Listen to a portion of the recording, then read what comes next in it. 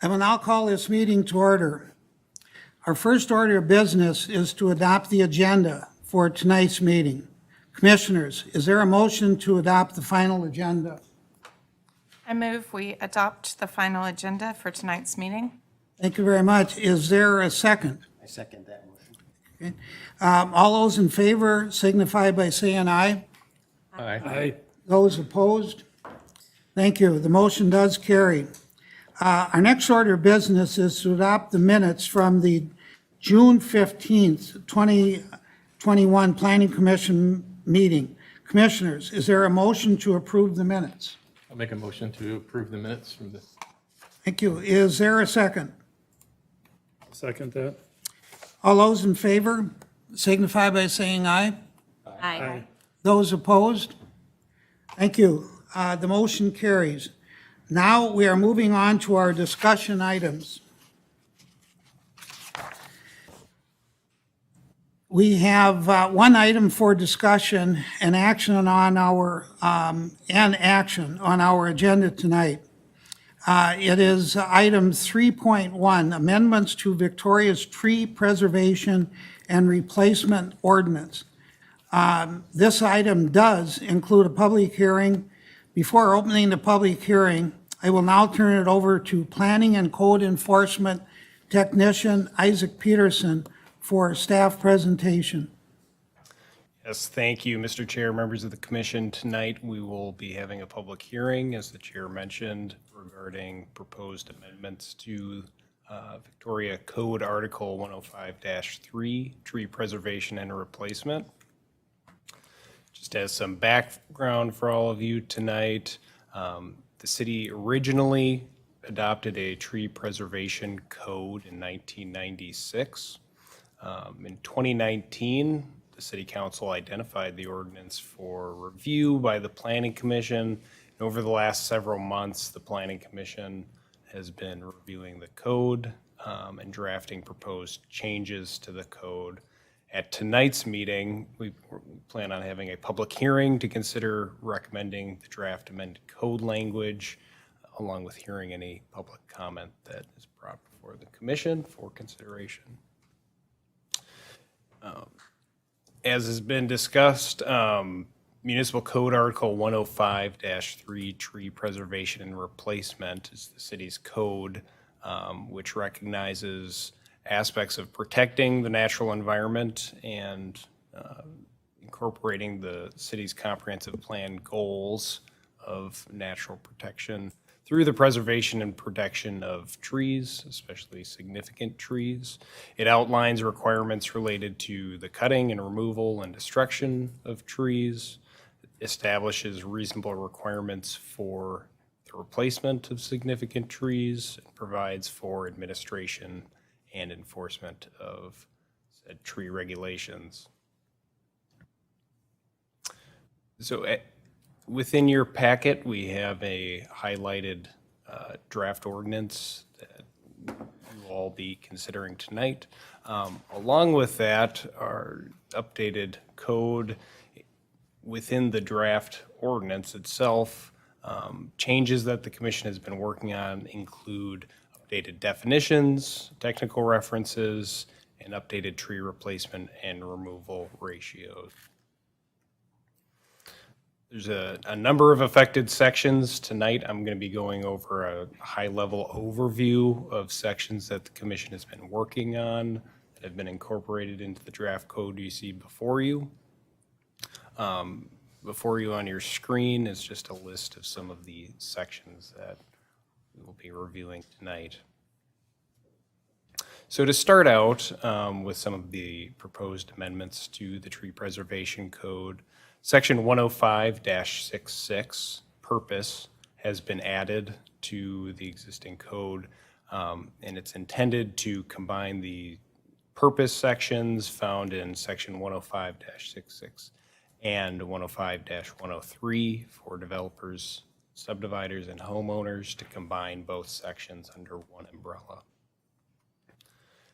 Then I guess as a side, if any of the commissioners have any questions or want to bring up specific code language during the presentation, please feel free to bring that up. And moving on, section 105-67 definitions has been added, again, combining the definition sections for the developers and subdividers and homeowners sections into one area. Within the proposed amendment, the caliber inches definition has been revised for consistency with current industry standards. This definition is used to describe the size of newly planted or replacement tree plantings. A heritage tree definition has been added, and it's, as discussed by the commission, it's intended to address and identify the preservation of larger, mature deciduous trees 28 diameter inches or greater, and deciduous trees 24 diameter inches or greater. As you'll recall, in the past, the commission had been working with a 32 diameter inch figure for heritage trees that has been pared down to 28 inches per the last recommendation provided by the commission on June 1st. The significant tree definition has been revised to provide additional detail regarding dead or dying trees, as well as reference to excluded trees, which would be subsequently incorporated into the city's adopted engineering design and construction manual. The diameter at breast height definition has been revised, much like the caliper inch definition, for consistency with current industry standards, and this definition is used to describe the size and measurement of existing grown trees. Tree removal has also been revised to incorporate and reference heritage tree removal.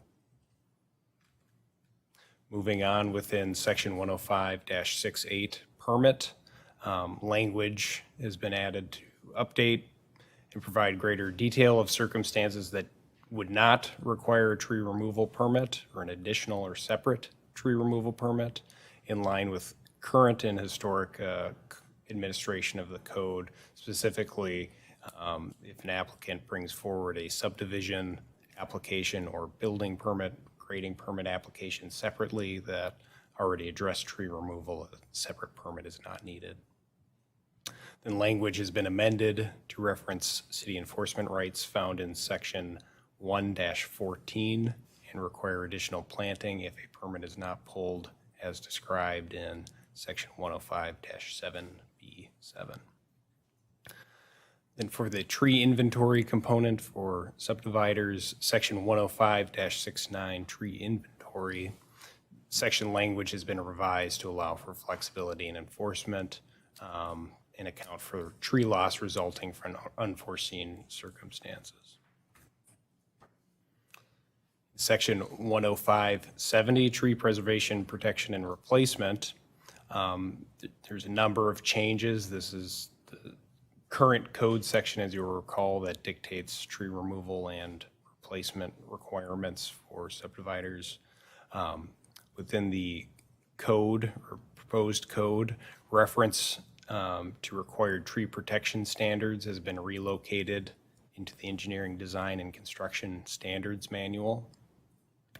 Replacement thresholds have been revised to provide a defined percentage, 20% of tree diameter inches that may be removed from a property without obligation of tree replacement. Currently, within the existing code, it's 10%. The replacement ratio for significant tree removal has been updated to require replacement at a rate of 1 caliper inch to 1 diameter inch removed, 1-to-1. A replacement ratio for heritage trees has been created to require replacement at a ratio of 2 caliper inches to 1 diameter inch removed. A provision has been added to require a minimum tree retention of the site's total significant and heritage tree diameter inches, unless exception is granted by the city council. An additional tree replacement planting has been updated to reflect recently amended language that was adopted by the council within Chapter 107 subdivisions. And additionally, a heritage tree credit provision was added to provide an incentive for the preservation of larger heritage trees. by way of a 1-to-1 reduced tree replacement requirement if larger trees are saved on a site. Then a significant woodland credit has been added to provide an incentive for the preservation of wooded areas as identified by the city at a rate of 1-to-1 for reduced tree replacement planting requirements. Payment in lieu of planting language has been revised to assign or address the payment amount to the city's annually adopted fee schedule so that the fee can track with market rates over time. And the time to perform work has been increased from 18 to 24 months to provide flexibility and accommodate an additional planting season. Additionally, in section 105-72, City Council action, as discussed, the procedural table or example table of the process for tree removal and replacement has been updated to reflect the proposed code. And section 105-73, exceptions, has been added as a code section to account for unique circumstances where waiver of the tree replacement requirements called on by code may be deemed necessary by council and approved by council to allow for development consistent with the guidance of the comprehensive plan. Moving on to the second component of the existing tree replacement code that will potentially see changes with this update. Section 105-105 permit for homeowners. Language has been revised to provide greater detail of circumstances that do not require a tree removal permit, much like in the prior section. Language has been amended to reference city enforcement rights found in section 1-14 and require additional planting as described in section 105-106-15. And section language has been revised to allow for flexibility in enforcement and account for tree loss resulting in unforeseen circumstances. Much like what was previously described and as previously discussed by the commission, the homeowner's procedural table for tree removal and replacement has been updated to reflect this code language. For the tree protection and replacement requirements, the tree removal threshold has also been increased to 20% of tree diameter inches that can be removed without replacement obligation. The replacement ratio itself for significant and heritage trees has been updated to require a 1 caliper inch to 1 diameter inch removed replacement. A homeowner tree protection replacement credit has been added to provide an incentive for the preservation of larger trees by way of a 2-to-1 reduced tree replacement requirements for heritage trees preserved. And the time to perform has increased from 12 months to 18 months. Then sources of replacement trees and reference to state statute has been updated to for accuracy. So that's a summary, and most of those topics, or all of those topics, have been discussed by the commission over the course of the last 4 months. Staff has received comment and request for an item that's specific to, or is brought up. Specifically, Mr. Dave Geshtok and members working with him have been discussing an item that they believe is missing or lacking in the draft code language, and that's specifically a provision to address unique circumstances where a heavily wooded parcel would exist on a site, and setting a maximum number of trees that would be required for replacement on a heavily wooded parcel to avoid any circumstance where the tree replacement requirement itself doesn't result in an excessive economic impact to the property owner. Hearing what Mr. Geshtok and others have commented on, and to facilitate discussion and review by the review by the commission, staff has worked together to pull in some draft code language that could be used to address Mr. Geshtock's concern, and he joins us here this evening and has indicated that he would like to speak, but we wanted to just go over that draft code language that we had in the event the commission wanted to incorporate it into this proposed amendment. So just to highlight and kind of look at an area that this could apply to, this is a property south of the now Hunters Brook development, formerly the Rolling Hills development. Excuse me as I jumble them together. But it is currently doesn't have any proposed subdivision on it. You can see it's this heavily wooded piece to the south here. To the north would be the Hunters Brook development, and to the south would be Rolling Hills South, which the commission has reviewed a sketch plat for. You can see the majority of the site does have tree cover on it. What some cities, such as the city of Waconia, have used to address circumstances like this would be denoting areas with highly wooded as heavily wooded parcels or high density parcels for tree removal. Staff would recommend going that route if this is something the commission wants to pursue. We've created a definition that defines a wooded parcel to mean a parcel 1 acre of or greater platted for residential development, which exceeds 75% summer tree canopy of the parcel, on which 15% or more of the parcel's heritage and significant tree diameter inches are retained for preservation.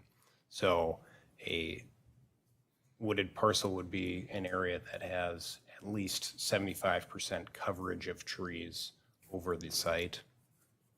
And then further, for a wooded parcel, the tree replacement requirement shall be limited to 11 trees per platted lot within the wooded parcel.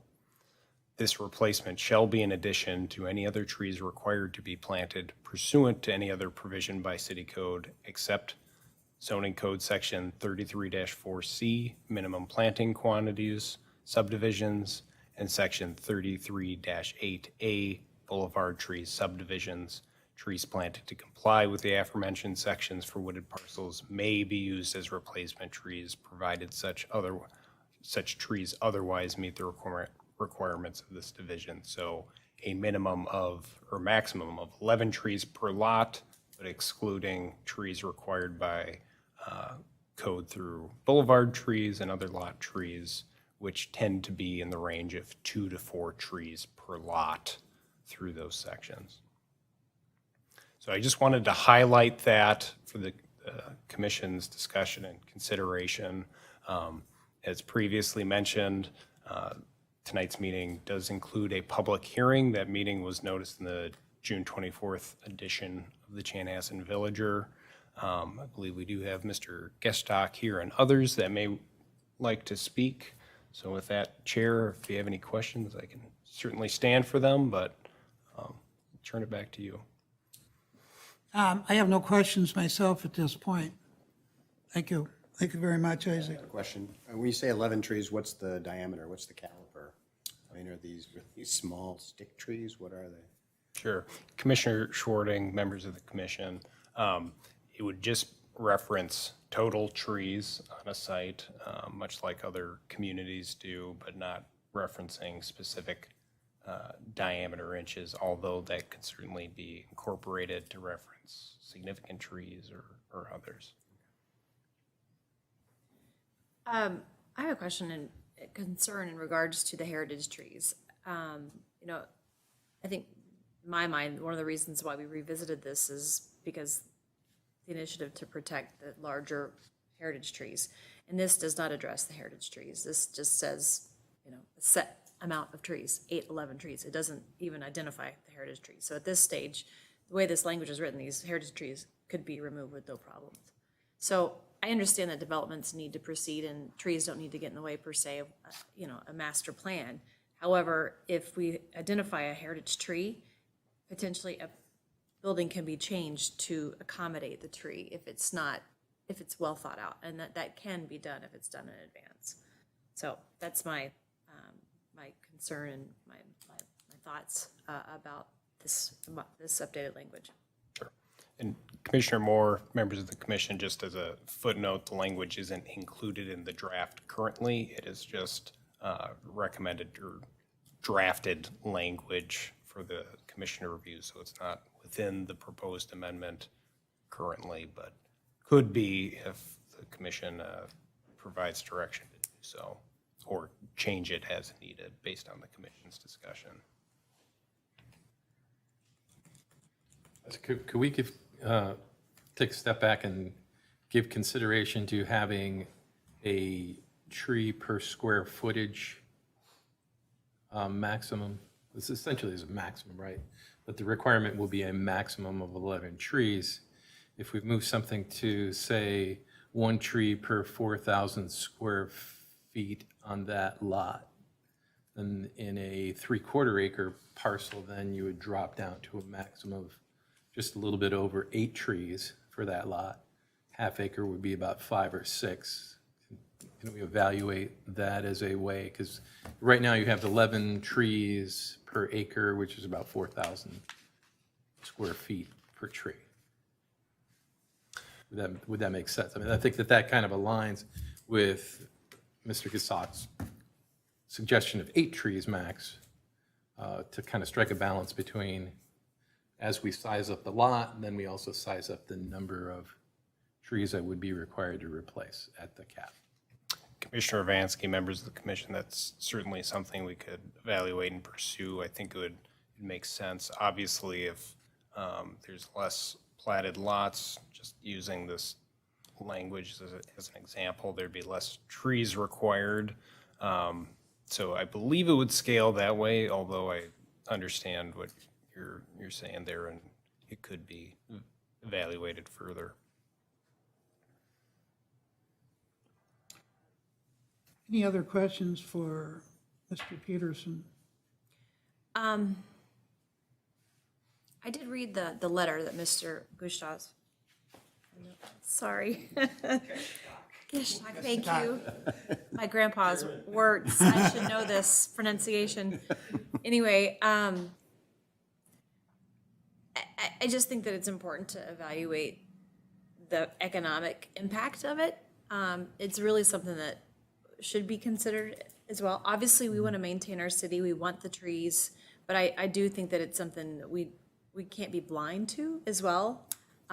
If it prevents a development from happening in our city, we need to know that. And that concerns me too. So I want to just have open dialogue on that issue. I'm curious what other planning commissioners think about that.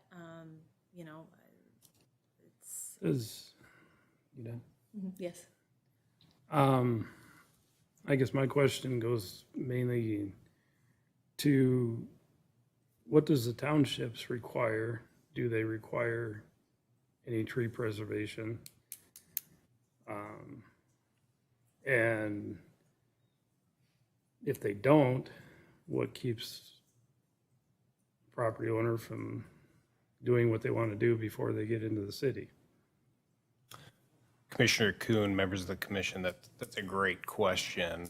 To my knowledge, the township does not have any special requirement for tree removal or replacement. In general, zoning administration and code administration is enforced by Carver County.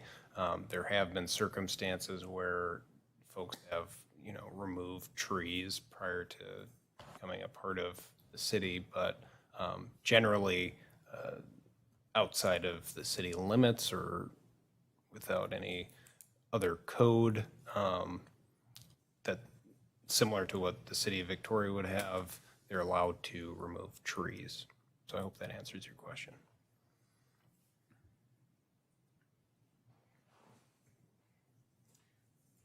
Any other questions for Mr. Peterson? How does the existing tree preservation deal with this issue differently than what we're proposing? Commissioner Shorting, members of the commission, the current tree preservation code uses a sliding ratio based on density that goes up to a 1-to-1 replacement ratio for high-density parcels. So I guess in part, it may address tree density on a parcel, although it doesn't have any specific provision for a high-density parcel like this would. It basically says if you're removing X amount of trees, you're required to do this replacement. If it was a heavily wooded parcel, it would obviously be higher if you're removing all of the trees on the parcel.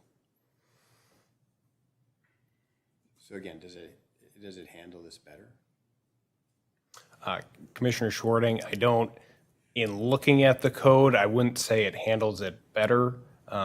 It still would require a tree replacement ratio or some degree of tree replacement. I wouldn't say that it offers a significant degree of relief by any means for tree removal on a heavily wooded parcel. Because if you're, still removing a lot of trees on a high-density parcel, it still calls for a high amount of tree replacement.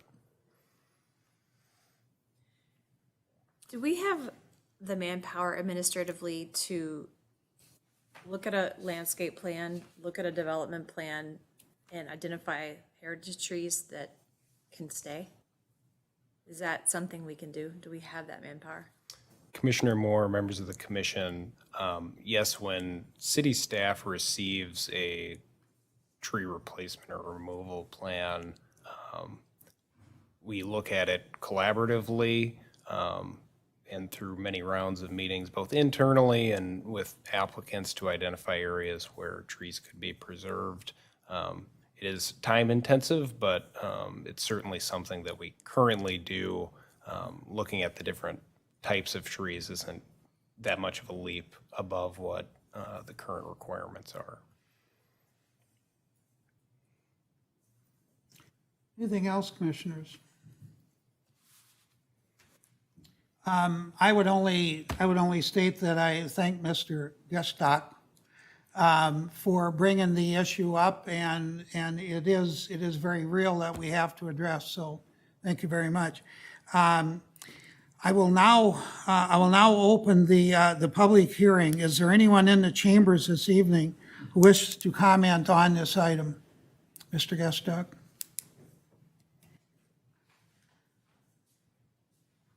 Mr. Chairman, Planning Commission members, my name is Dave Geshtock, 10100 Victoria Drive. Just want to let you know, I'm not a professional speaker like the other gentleman behind me. I'm a custom home builder. You give me a set of plans and specs, I can build you the house. So you have to bear with me. I want to read through this letter with you. Very good. And then answer any questions you may have. Over the past 24-plus months, we have worked with the city staff and the developer to support an upcoming Rolling Hills Hunter Brooks project. We are excited about the attractive site design, housing product, and amenities it offers. Abutting this site is our remaining 21-acre parcel. This was not included in the original project since it was separated by a wetland and receives utilities, streets from the south, which is from a plat that's coming up from Golden Valley Design. This was not included in the original project, the south. We anticipate this parcel will move forward this fall through design, platting with development in the coming 2 years. We've referred this parcel as Geshtock South. Different from the main projects we have recently reviewed, the Geshtock South parcel is heavily wooded. The property is guided in the 2040 comp plan for low density residential. We are in conversation with Tradition Development to purchase the property, but given its tree coverage, the current city tree ordinance would require a tree replacement cost that is 150% plus or minus of the typical market value for actual land. This cost does not include engineering, city fees, site improvements, etc., just tree replacement. For this unique site, the applied impact of the ordinance is excessive and not holding with a reasonable use of the land. For this reason, we request the city to set a maximum tree replacement cap of 8 trees per lot as part of its updated tree replacement ordinance. Attached is a concept plan we have shared over the past months with the city, including required collector road, pond, and 36 executive lots on the 21 acres, which is 1.7 units per acre. This lot count is below the low end of the guided low density land use noted in the city's comprehensive guidance plan of 2.25 to 6 units per acre. To be clear, we appreciate landscape tree neighborhoods and support the general intent of the updated tree replacement ordinance, which staff has worked on. Stephanie and I bought our property in 1994. Since then, we intentionally decided not to clear cut the existing trees, but have planted hundreds of saplings. Over the past 25 plus years, those have grown into attractive mature evergreens and shade trees. Attached is a graphic of the trees, which also demonstrates how new trees grow over time. An important consideration related to tree replacement is that trees planted in new developments are not stagnant amenity, but grow in time. Our issue is that no ordinance can accommodate the total spectrum of unique properties. We believe the city's tree ordinance is not intended to be excessive, but rather provide a well-landscaped lots and homes. Typical lots, homes have 2 to 3 trees. Example, 1 to 2 in the front yard, 1 to 3 in the backyard. Our proposed 8 tree maximum cap on tree replacement exceeds this norm. We believe that the city's tree ordinance calculations will apply to a vast majority of future new development. However, in unique circumstances, example, Keswick South, the max replacement clause would come into effect. This is not intended to compromise lessening a typical neighborhood landscaping, but an acknowledgement that the standard calculations can excessively burdensome on unique properties. In the absence of max tree replacement on heavy wooded parcels, both the existing and proposed ordinance unintentionally incentivizes landowners to clear cut tree stands in advance of being annexed into the city. This is a real and perfectly legal right of landowners in Carver County townships. We chose not to remove the trees on this parcel in advance of development annexation discussions, but also expect the city ordinance does not excessively limit our land use or penalize us for retaining trees. As mentioned above, the current and existing ordinance require a tree replacement cost which substantially outweighs the value of the land itself. As a correlating concept to make this retainable to typical landowners, the city would not implement an ordinance that levied an assessment of $500,000 on a home lot whose market value is $400,000. This is counterintuitive for obvious reasons. The 8 trees max per lot replacement concept is rooted in several other city ordinances that acknowledge unique circumstances. After months of productive discussion in the 2019-2020 city of Waconia adopted a similar cap limit on unique properties. Victoria's neighbor to the north, Shorewood, has long had a 8 tree per acre maximum replacement, where other cities have ordinance maximums that vary in scope, complexity. Example, 10% of the raw land price. We believe there is value in simplicity, and requesting 8 tree max exceeds the intent of well-treated new development. It is important that criterion to be objective cap limit set in the ordinance versus being left too vague clause ties to flexibility. Given the scope of impact this can have on the property, it is imperative that the landowner and developer know the max replacement before investing $100,000 in engineering, planning, et cetera, only find out what the tree replacement will be. Also, it is relevant to acknowledge that given that much of giving development tree loss is not only due to lot development topography, but also required infrastructure, which requires public streets, ponds, et cetera. In summary, we request the city include 8 tree per lot maximum tree replacement clause in the proposed tree replacement ordinance, which applies and acknowledges the unique circumstances on heavily wooded parcels. Thank you for your consideration. A couple notes, just so that you know. We had opportunities for people to come in and clear cut the trees out over time, loggers and that, because of the woods, you know, the oaks and that. And there are a lot of large trees in there. And I know there's concerns, is there a way that we can kind of work this out? Well, it's not a flat piece of land. Inside it, it's, you know, rolling and everything, and with your grading, you know, you're putting in streets or anything like that, you have to get those side slopes. So, and I've been well aware of this. I've developed land in other cities. I've worked with their tree preservation ordinances. Never came in anything quite this bad. So, I think, you know, hopefully we can work something out, to make this, you know, work out. And traditions, they're highly respected. I mean, they got my 100% backing for what they've done, you know, and say what they're gonna do and they keep up with it. So, is there any questions? So when you refer to it as a max, is there a minimum? I mean, is there- Well, the city has minimums of, you know, 3, but usually when you're getting into woods like this, you know, you're dealing with the max. No, but you come up with the 8 trees Yep. max per lot. Right, Does that mean you would just multiply the number of lots times 8? You're right, Total 33 number of times eight. trees and where they go? Because some of the smaller lots maybe couldn't accommodate that many trees. well, most lots couldn't accommodate 8 trees. Right. That's a lot of trees.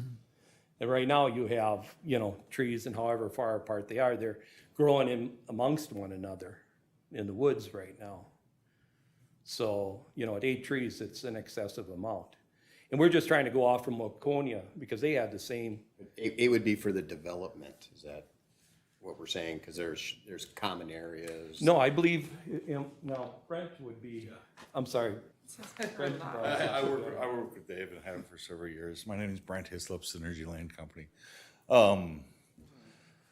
Couple quick comments. First off, on the minimum side, if it didn't hit that 8 trees per max, it would apply, basically your existing ordinance or your new updated ordinance would be the dictating factor. And if that came up to 4 trees or 7 trees or whatever the tree count, it's just setting a maximum limit. Over the last 20, probably 25 years, I've been able to work in Victoria on different projects. And what I can say to your question about massaging or looking at concept plans early in the process, what I've experienced with your city staff is there is a fair bit of discussion on our most recent project with Tradition.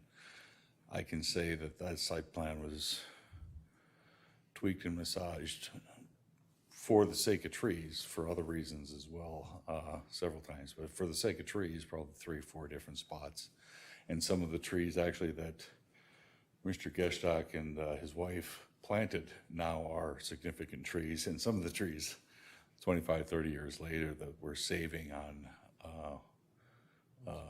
Rolling Hills. So there is a cognizant with your city staff, or an awareness of your city staff to work on, presumably not just projects I've worked on, but others, to save where you can, but also to Dave's point, beyond just looking at a 2-dimensional sheet, topography does play a big part of being able to save bits and pieces here and there and so forth. So,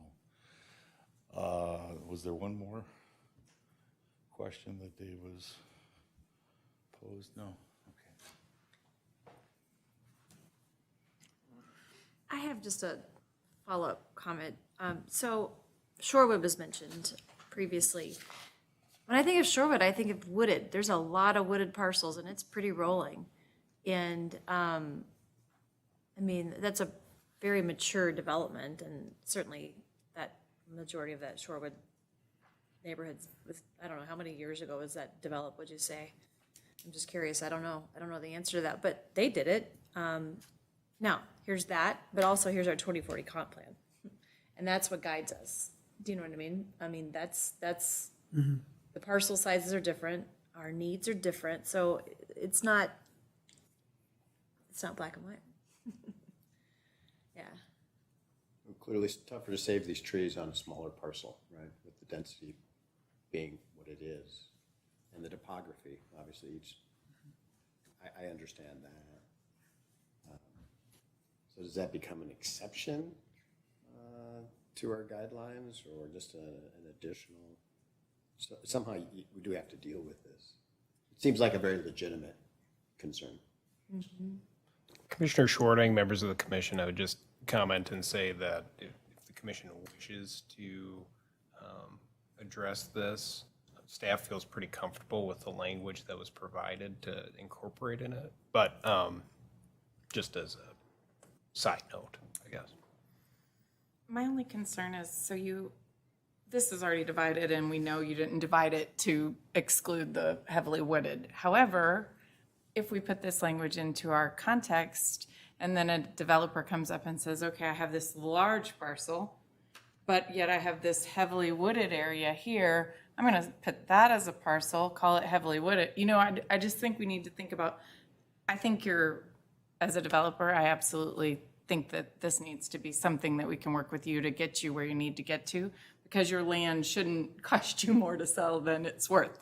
I agree with that 100%, but I also think we need to think about the long-term accountability of the actual ordinance. So I think as we're doing this, an exception it's interesting, because if there was a situation, would it come forward as an exception or a variance?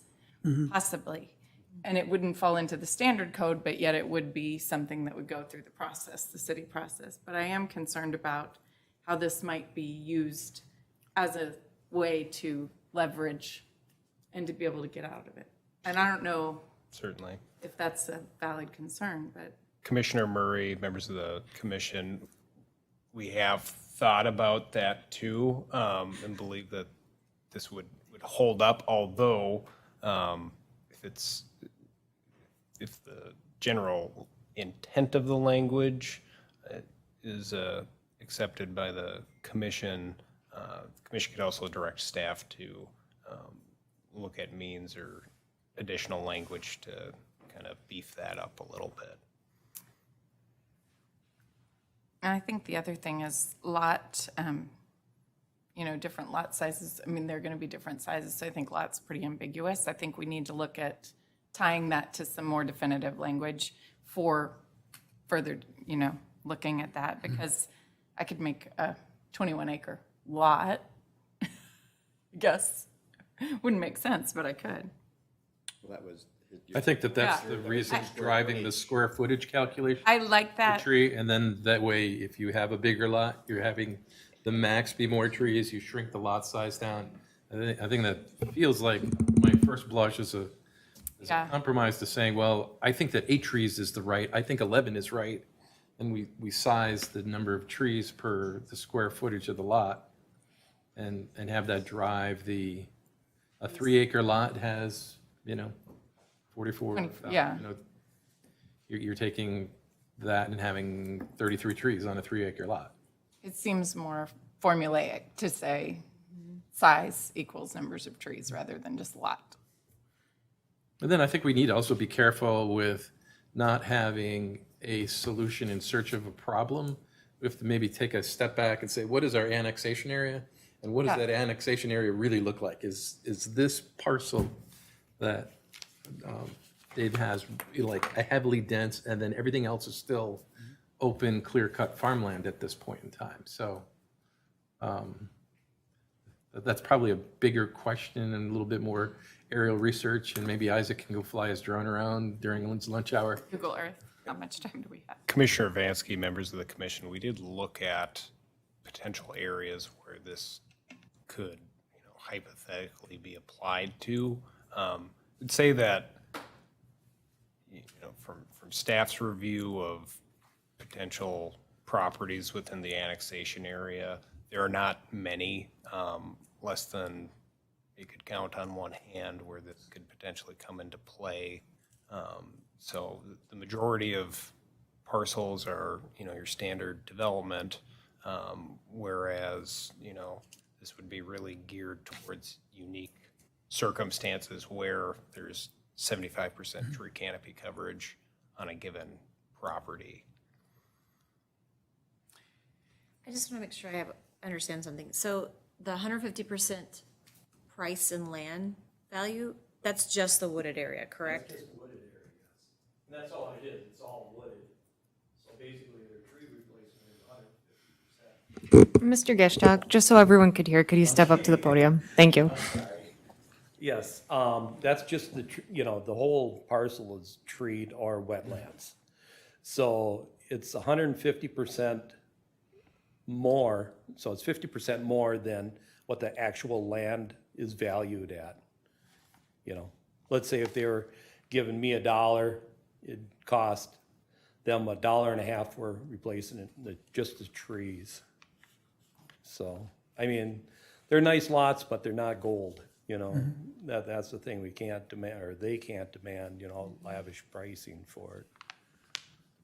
When I read your letter to us, Mr. Gustak, there was a couple of things that truly came to mind, one of which is the fact that it is a problem. It's a situation, and it is for us to make things happen at the same time. And I viewed the whole process also as a variance, an exception to the rule, and do it as a variance. And maybe the language in this particular case could be structured more in terms of there will be other exceptions to the rule for sure. But that's how I would view it. Because this isn't even in place. You're really judged by the current policy. Yep. So you're actually asking for a variance to that, I think. Yeah. I'm not so sure he's asking for a variance to the current policy. We're looking to replace it, and what he's saying is that in the proposed ordinance, you're going to create a trap for me that I would not be comfortable with being placed in. So let's try to cut things off the path and deal with this issue while you guys are in the form of construction. I take what Isaac did is an excellent compromise. I don't feel like we get this sizing per lot size to keep the upper boundary of the number of trees that have to be replaced fair. I wouldn't want to see a 1 acre lot with only 8 trees as the max, whereas a half-acre lot would have the same amount of max trees on it. So by scaling the number of trees per square footage, I think we get to a good balance of addressing somebody who wanted to create a 2 or 3 acre plot with the size that you're talking about, which is 8 trees, which would be on a 3/4 acre lot.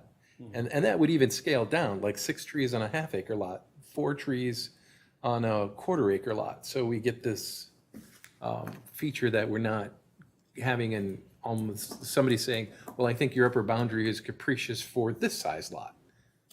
And that's what I'm just kind of asking Isaac to evaluate. Overall, I'm comfortable with the idea of having this, eliminating this trap of heavily wooded parcels turning into a problem. And then also, as he's pointed out, we just don't want somebody coming in and hauling a logger and clear cutting trees and then have a Stumpville for 3 or 4 years while the lot is, the subdivision is being developed. Or heaven forbid, we have 2008, 2009 repeat itself in the next 12 months. He clear cuts the trees, and then we have 5-6 years of a lot or a parcel that was once heavily wooded and beautiful that's now gone because of a potential trying to pursue a real estate opportunity that evaporated. I think we're very supportive of doing something like that. That makes sense. Don't you concur? That what he's. One tree per 4,000 square feet, and that then slides with the size of the lot space. Correct. And we're not, just to be clear, if it's something that planning commission wants to propose, that would be tied to the lot count and the lot sizes on average, not applying to outlot J, which is ponding, or outlot F, which is right away, or that type of thing. I think that's kind of what we need to sort of have, just maybe a little bit more staff time researching, but each lot in the subdivision, you're gonna leave your outlots, right, by and large? It's not your intention to, There could be some spillover trees that get planted on those outlots. The reality is, on a typical residential lot, it's tough to fit 8 new trees, or it can be tough. It's not I agree, it would be, impossible. I agree, it would be very difficult to put into, say, a half-acre lot, right? I mean, it would. So some of those, whether it's 1 tree extra or 3, whatever it is, could spill over into an outlot or something. I don't know the answer. I think it probably varies on the specific subdivision.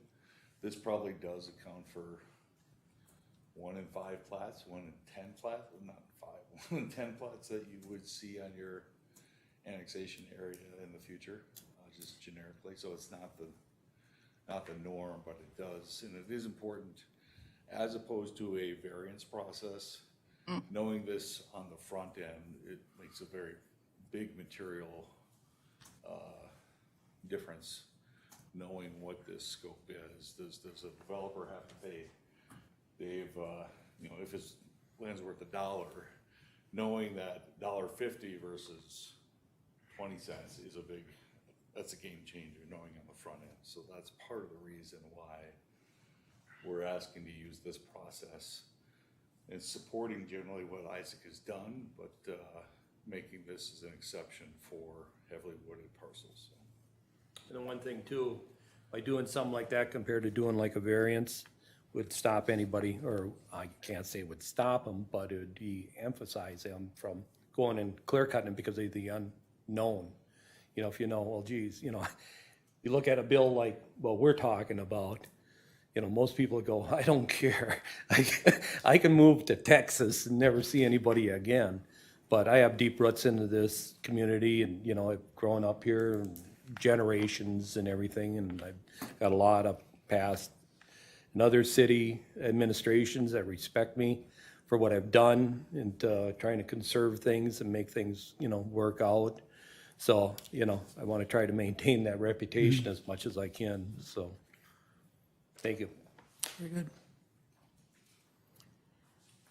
Any other public comments on the issue?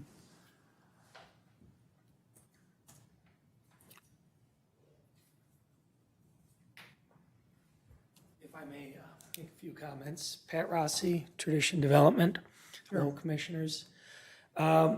As Dave has discussed, it's been pretty well covered here tonight. We've worked closely with Dave on the Rolling Hills parcel and on the tree replacement therein. So on Rolling Hills, just to kind of compare sites here, that development's just over 100 acres all in. I would say it's about 25% wooded.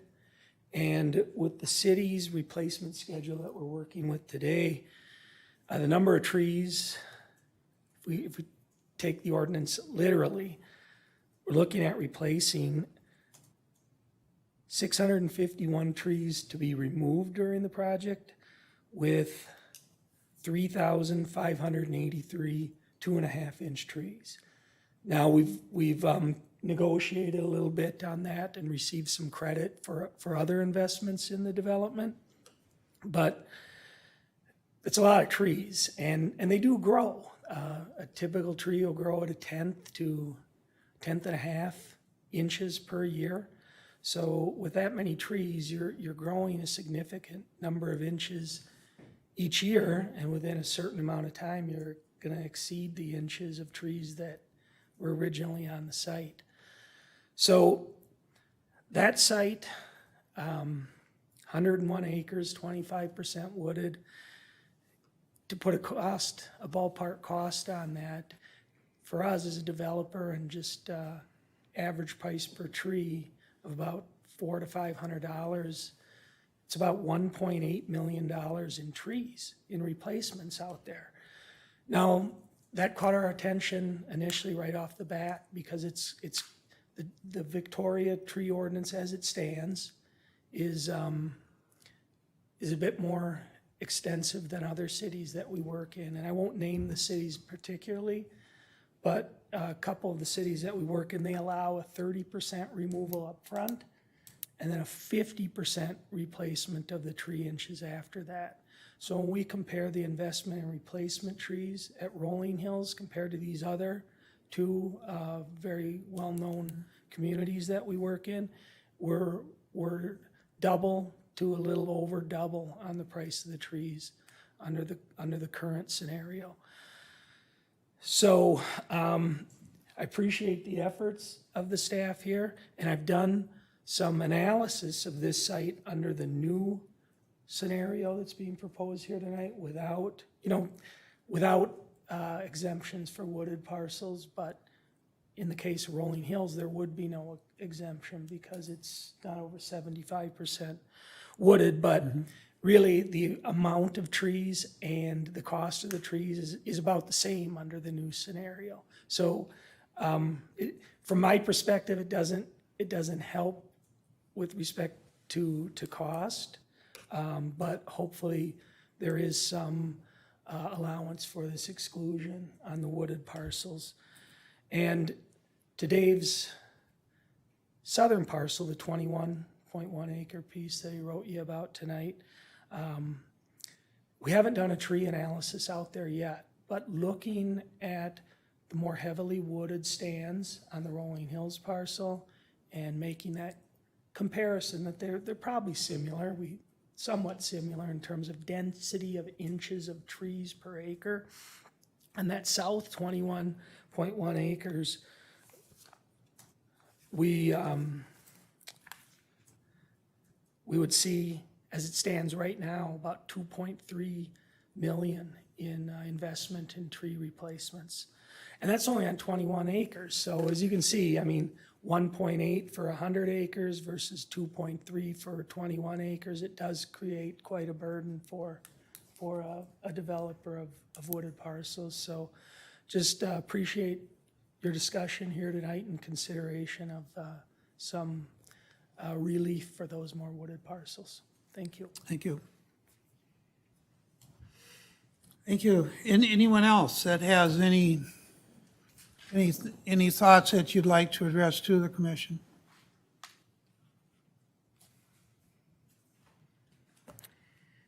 Hearing no additional public input, commissioners, may I have a motion to close the public hearing?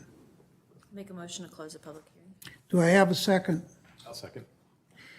All those in favor signify by saying aye. Aye. Aye. Those opposed? Thank you. The motion carries and the public hearing is now closed. I will now open the floor for the Planning Commission to discuss. Commissioners, any questions or comments? Put that proposal back up.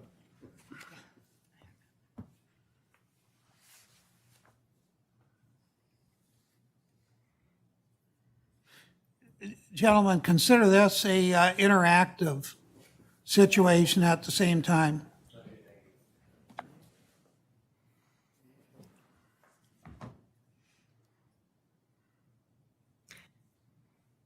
I think it's helpful to know that, Isaac, that there are 4 or 5 of these locations. But when you say 4 or 5, are we talking 4 or 5 21 acre or 4 or 5 really heavy 100 acres?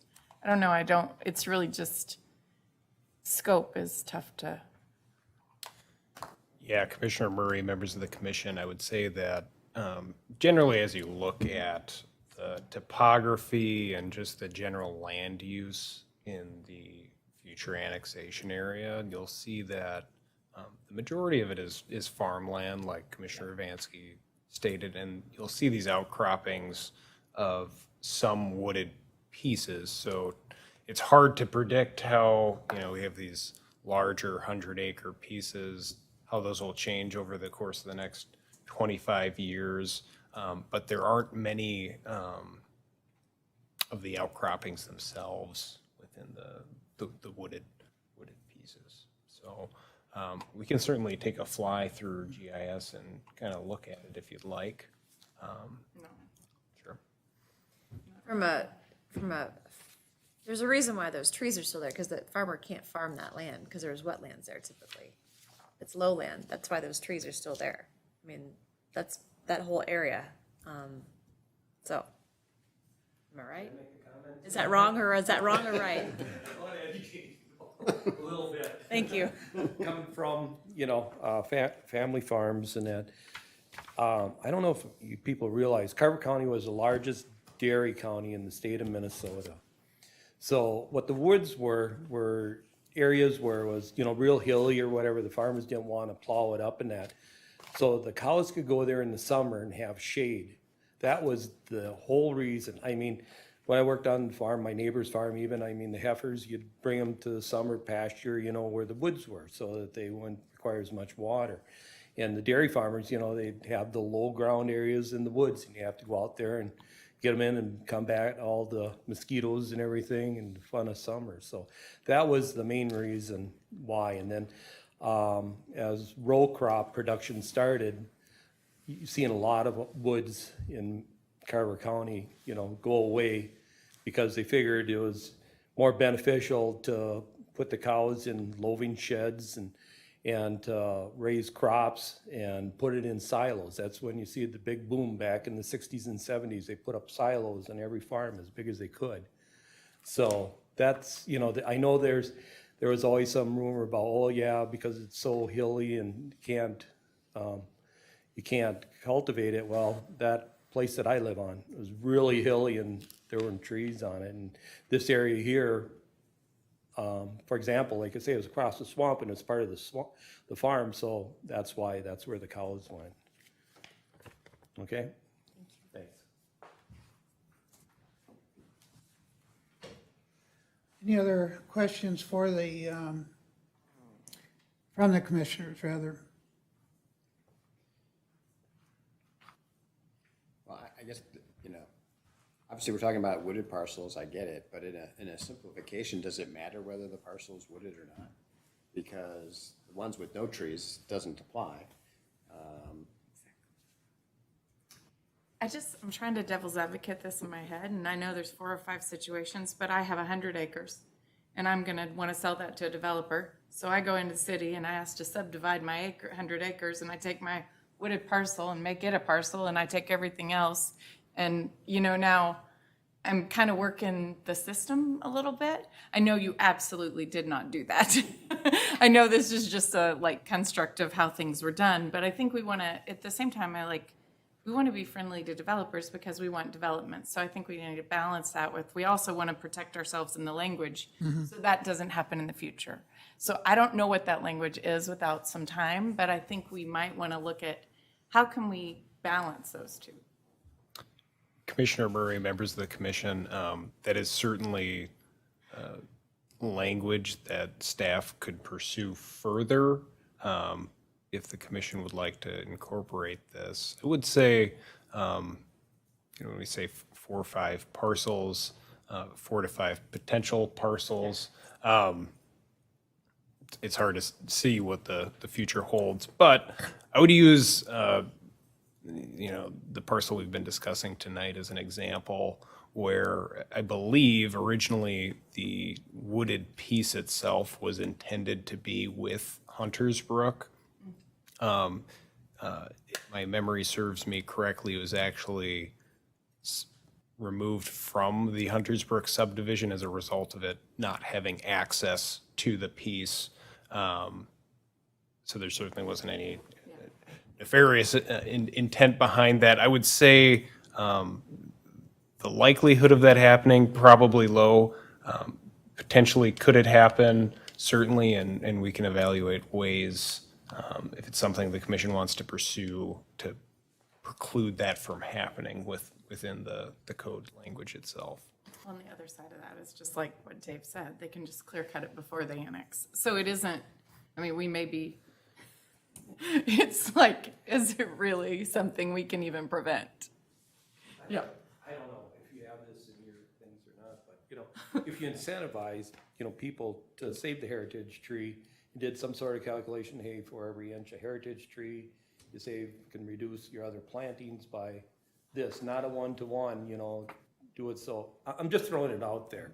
So there's a positive aspect for a developer to say, hey, I can save money on trees by doing that if I say, I'm just throwing it out. That was our intent. Well, that was our intent. That was our intent. We tried that. There is something in here, I think, on heritage Yeah, there- tree preservation. Just I a, wasn't sure. just to comment, yes, there is a credit where if you save X amount of diameter inches of heritage trees, you will receive a one-to-one credit for that to be removed off of your required replacement.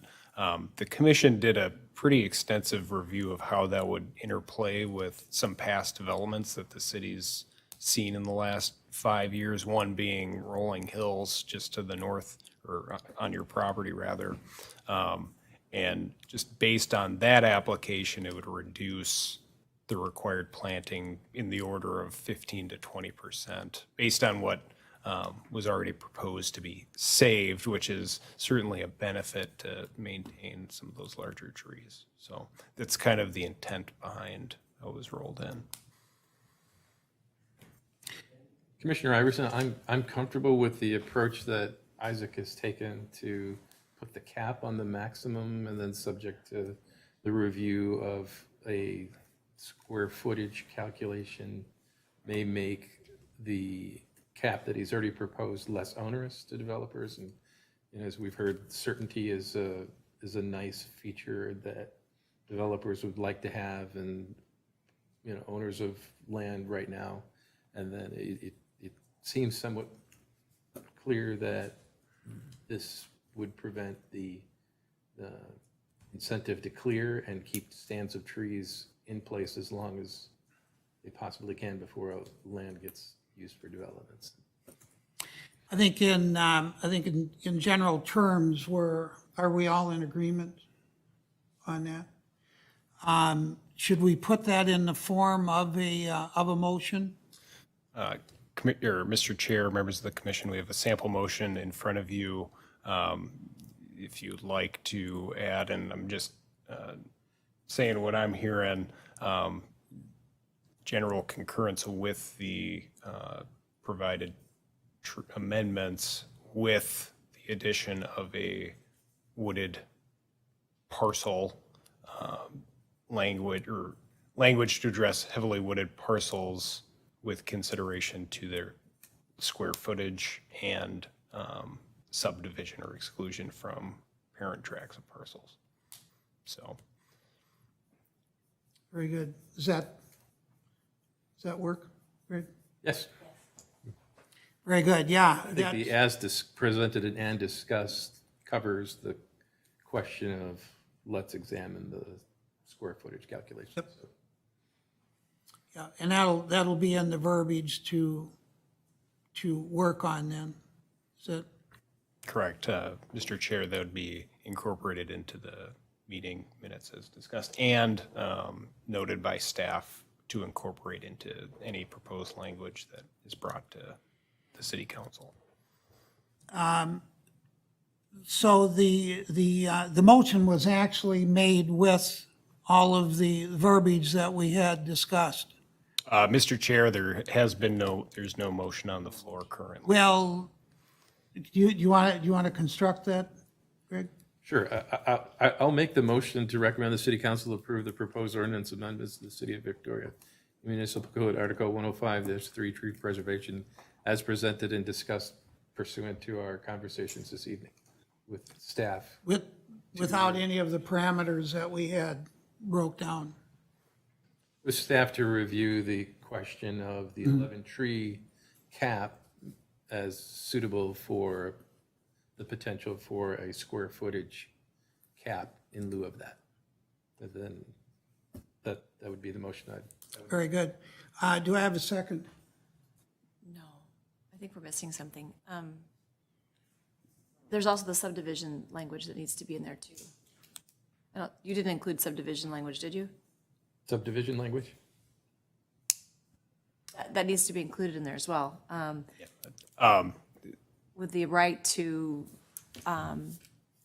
review variance requests subject to subdivision requests. Certainly. So just to circle back and get on the same page, I believe the motion was as presented and discussed. I, as staff, were recognizing that as exploring language or incorporating language to prevent subdivision of just heavily wooded parcels and incorporation of a square footage feature within any proposed language. That's how I would interpret it. Yep. Do we have a second? Second. All those in favor signify by saying aye. Aye. Aye. Those opposed? The motion does carry.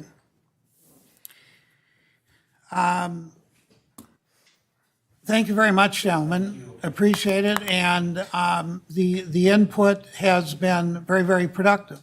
So, very good. Thank you. Thank you. Moving on to miscellaneous section of our agenda. I have three items. One of which Laura will report on the past city council meeting. And then Julie will have the next city council meeting. Actually, there was a change to the schedule. I have. And Jared is taking Oh. mine and I'm taking his September. Excellent. due to conflict. Very good, very good. Thank you, thank you. The other comment that I would like to make was, and this was based on the discussion with the city council on the East Bavaria Trail. That was discussed in depth, and it was not approved, and apparently it'll go back to the council to review again. I would only hope that it is approved. I would only hope that they would make it happen, and there is a very substantial grant that's involved in that should be utilized, and it's been heavily researched, and if I were a voting member of the council, I would vote to approve without a doubt, but then I'm not. So I'm just making comment on what I think should be done. Laura, tell us about the last city council meeting Sure. and the 12-rounder that didn't happen. Yeah. Well, the city council spent some time first talking about the Victoria's predatory offender ordinance and the concern that the city is having over this. And so, in a nutshell, the city shared that they don't have the right, as it is today, to prevent the predator from, as it is, I guess, temporarily being in Victoria. So what this means is the city council is going to hold a special meeting and a public hearing on Monday, July 19th at 5 p.m. to discuss this ordinance. It is anticipated to adhere to state statutes related to land use zoning requirements that the city council will direct the ordinance to the planning commission for review prior to the consideration of adopting any amendments. So we're going to have an involvement in this in the end. Eventually, we'll have some feedback on this, but right now, today, as the law is written, we didn't have the ability to make any changes, basically. Yeah, so in addition, separately, we did talk about the Parks Committee and what they've done throughout the year and the different agenda items. You'll be happy to know that pickleball is number one on the on the interest of priorities. The grand opening occurred for the new park. That happened on, I believe, the 20th, was it? At the, prior to the last city council meeting. Yeah. 28th, I believe. 28th, okay. So that's open now, and, yeah, I mean, other than that, it was really it wasn't a very long city council meeting. It was more just kind of an overall update. But I think, you know, that predatory offender ordinance is going to be circling back to us, and it's something that we're going to have to address. Gather your thoughts? Is that?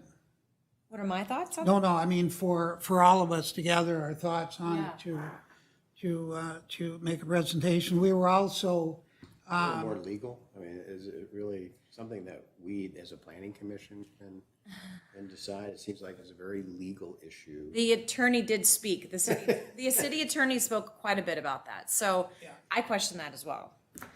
yeah, I think it's, I would view it as a matter of, so what is public opinion?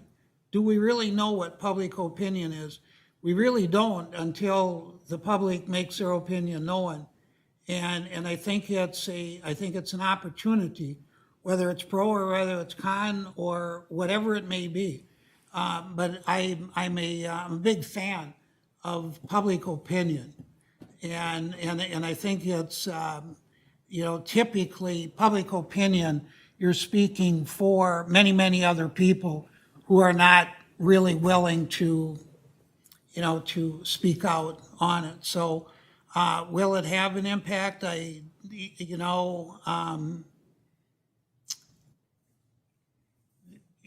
my view, yes. Will it have a very direct impact, in the short term? I mean, it can't, because we're dealing with state statutes, so, You got the county and the state, right? yep. Yeah. But I think. We'll start writing laws here. I'm okay with that. What law I want. But I anticipate that public hearing is going to be quite large. Quite large. The Yeah. community is, You said temporarily, he's living with his parents or something. Yes. So that's temporary because he's going to be moving out? he's trying to find employment. Yeah.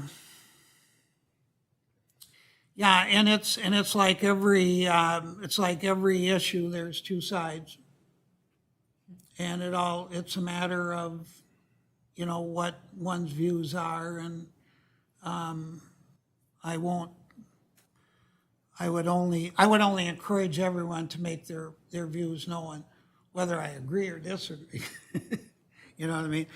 We also had the Planning Commission had our semi-annual review. Yes, John went over all the items that we've gone over through the year, different agenda items, and so that was good. They were very kind. City Council gave us lots of kudos, so that was good. Yep. So we, now it's a matter of preparing for the next semi-annual to be ready for it. So it's a lot of work. Staff, do you have any agenda items? Nothing additional from me, Mr. Chair. Commissioners, any other miscellaneous items, thoughts? Isaac flying solo tonight. A tough topic there. Congratulations. Thank you, Commissioner Shorting, and commissioners for navigating a pretty complex code update and with a pretty complex item at the end of it. So well done to you all. Oh, one other item that was discussed, sorry, as you were speaking, I just thought of this. There was a discussion about adding another city or another planner, like a associate planner position. So then maybe you might do more of a senior role, and then Marty might do more, I don't know, economic development work. Commissioner Moore, who knows what the future will hold? I certainly do not. But I will say that me and Marty have been absolutely busy with everything that's going on, and you all are experiencing that too with the number of subdivisions. Wrap up the tree thing and, the shoreland. We got that. What's left to do? Let's stop reviewing some of these ordinances for a while. Let's give them more time. Can I ask a question, since I know this is on air, but from a developer, can I ask you a question from a previous developer?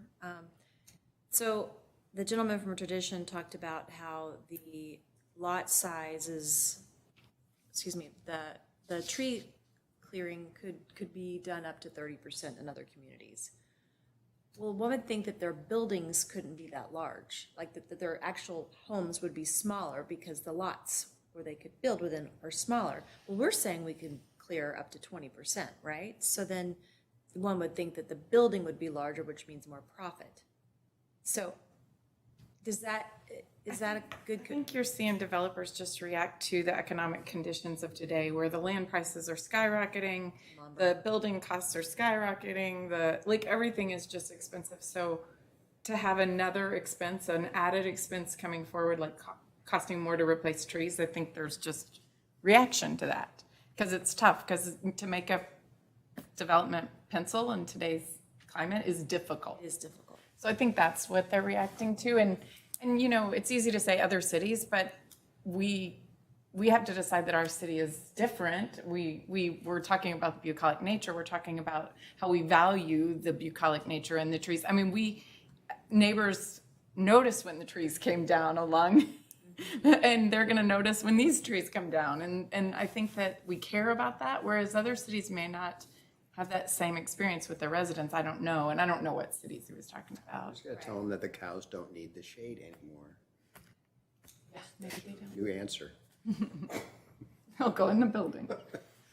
Well, I mean, as a farmer myself, he was accurate No, in how that whole thing worked. I didn't know that Carver County used to be mostly dairy. Yeah, I mean, it's and what becomes more valuable, pasture land or corn and beans?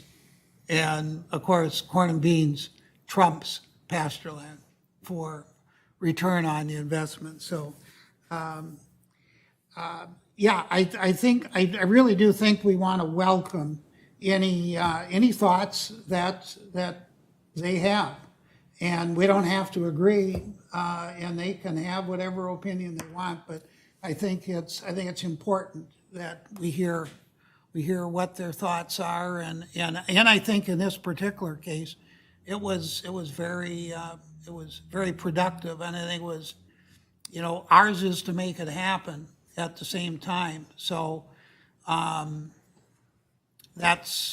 we have to figure it out. We have our challenges then at the same time. So any other issues, any thoughts, any concerns? Seeing none, is there a motion to adjourn? I'll make a motion to adjourn. Is there a second? Second. All of those in favor signify by saying aye. Aye. Those opposed? Thank you. The motion carried. We are adjourned. Thank you very much.